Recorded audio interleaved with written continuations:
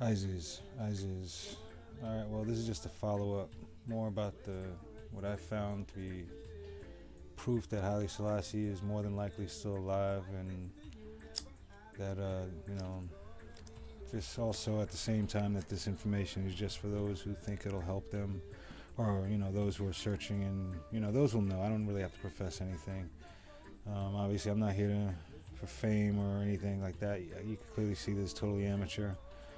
I'm not going to say my name, not trying to do all that. Just, leave your comments, do what you want. But my objective is just to spread what I believe to be more or less the truth and some of the knowledge of the connections of understanding things. But just to let you know that, I've traveled. I'm an American citizen. See, I was born one of the first in my family from Jamaica to be born here. I've traveled a little here and there. I've gone to India, Ethiopia, Egypt, Germany. Spent more time in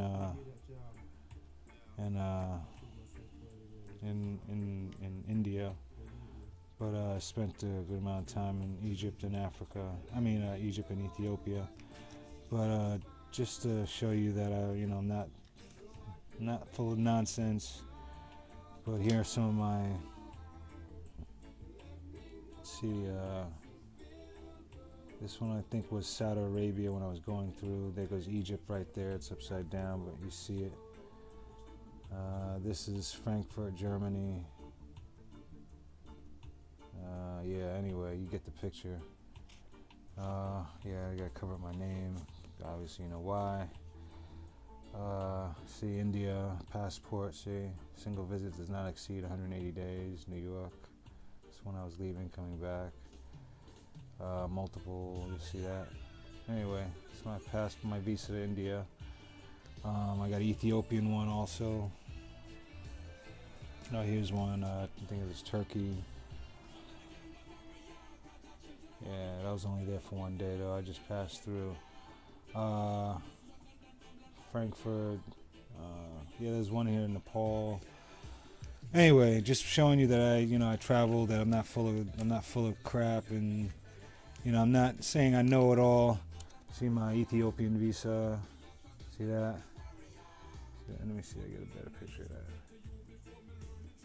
Come on, focus. Hold on a second. See that? Ethiopia. 2009. I went there at the beginning. That's my passport. Let's see. All right. So, anyway, to kind of show that there's a distortion. And this has a lot to do with even Buddha. I was talking to you about the other video about Buddha, and the way to look at it. I was showing how to look at it. Buddha has an afro. If you look at it correctly, see his hair? That's an afro. Those are curls, and he's got elongated ears, stretched out ears. I'll show you another picture in a second. Never mind the Oriental face. Even if you look in Africa, there are plenty of pictures. Plenty of people, different tribes that have this Asian look, slanted eyes. But he's got an afro.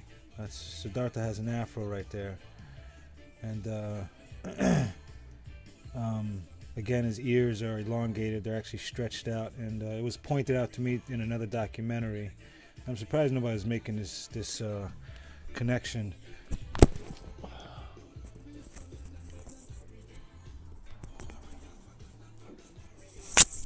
That I found this tanka in India, and if you I don't know, I can't focus in on it any better, but he's got an afro also. See that bun? It's frizzy hair. You see that? They could draw straight hair if they wanted. They don't, and if you look at his ears, they're stretched out, they're elongated. That's not an Indian custom, that's an African culture custom. And a lot of you will make the connection right away that if you look at there's a tribe in Africa that stretches out their lips and stretches out their earlobes. I'm sorry, I don't know the name of it, but that's the custom, and that's Africa. That's is deep Africa, and there's not an Indian custom where they stretch their ears out like that. So that's why it's pointed out that this is Siddartha or Buddha is actually an African, not an Indian, but also it fits into the Akbar the Great, the mystery of Akbar the Great. I told you I saw a picture of Akbar the Great in Germany. It was in a textbook, and it was from 1977. And the textbook read under a caption a picture of an African Negro man dressed in Hindu gown, all white. It said Akbar the Great, the African conqueror. And I spent 2 years in India, and the pictures that I saw of Akbar the Great were all light skinned with a white beard. And if you look on Google again, you'll see that that's all you see. There is no such thing as a picture, but I saw it.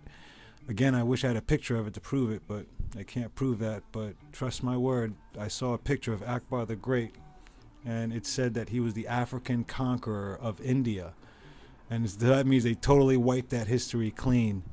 And it's clever, but they're doing it. But again, sometimes the mysteries or the proofs are right in front of our face. Again, the picture of Buddha here, elongated ears and an afro. That's in most ancient pictures of Buddha, that he has an afro. Well, again, that's probably not even the correct word. I wonder what you really call it, because afro is probably comes from the word Africanus, which again I told you, Scipio Africanus, the whole story of him being a Roman, and I mean essentially, they are mixed with some kind of ethnic, but they were considered to be probably more white than anything. But I could be wrong about that. But it would seem to me if Scipio Africanus was considered to be a white man. Anyway, so they depict their pictures. They depict it the way they want to, but also this has to do with Buddha also being called a Naga.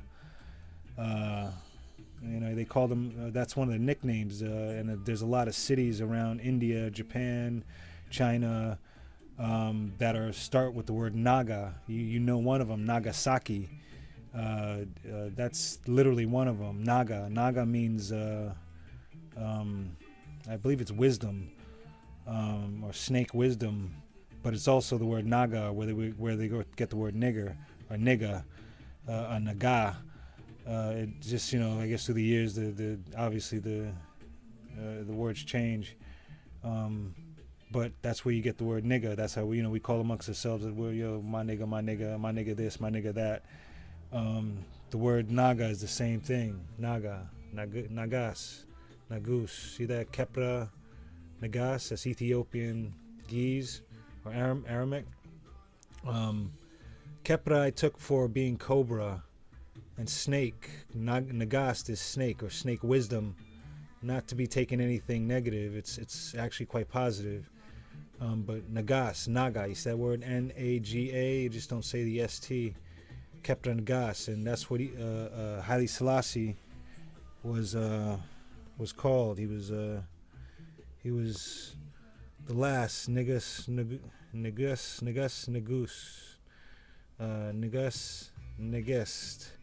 225th monarch of the Solomonic line. You see that? 225th monarch of the Solomonic line. It's recorded in history. They've been discredited. You see again, here's a picture. Let me see if I get this. See this? The last Negus 225th monarch of the Solomonic line. See that? 80th birthday. So they know. That's why, even if he lived and he was, if you heard the guru from India who says he met Haile Selassie in England, he said that he was under protection of the of the royal family of England. So clearly, there's some kind of responsibility that England had to take up and honor, because they clearly know that there's something with the 220. Obviously there's a connection. That's all I'm gonna say. I can't go in any further than that. I don't know any more than that. But I got this book from Ethiopia when I was there, and it was the only book I had found, because books or pictures and books or anything of Haile Selassie are illegal now. You'll get arrested for displaying anything of him. So I found this when I was in Ethiopia, and it actually kind of shocked me when I saw this. The 225th. That means, he's the 225th representation of Jesus Christ, a Yahshua, a Jesus, or Isa, or whatever name you want to call him. He's the 225th reincarnation, essentially. This book is probably just putting it lightly, because it's kind of meant for a touristy kind of book. Even though it says in the book that he was, they found his bones in 1974 or something like that, or 75,